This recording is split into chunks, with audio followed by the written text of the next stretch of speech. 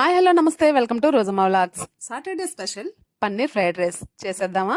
ముందుగా అయితే half an hour నానబెట్టుకున్న బాస్మతి రైస్ ని పలుకుగా ఉడికించుకొని వాచేసి పక్కన పెట్టేద్దాం. ఆ తర్వాత బౌల్లో పన్నీర్ పీసెస్ తీసుకొని 1 టేబుల్ స్పూన్ కారం, 1 table spoon salt, 1 table spoon అల్లం వెల్లుల్లి పేస్ట్ వేసుకొని మంచిగా కలిపేసి పక్కన పెట్టేద్దాం. ఇప్పుడు స్టవ్ పైన ప్యాన్ పెట్టేసి 4 టేబుల్ స్పూన్స్ వరకు ఆయిల్ వేసుకొని ఈ మ్యారినేట్ చేసుకున్న పన్నీర్ పీసెస్ ని కూడా వేసుకొని ఈ విధంగా గోల్డెన్ బ్రౌన్ వచ్చేంత వరకు వేయించి తీసి పక్కన పెట్టేద్దాం.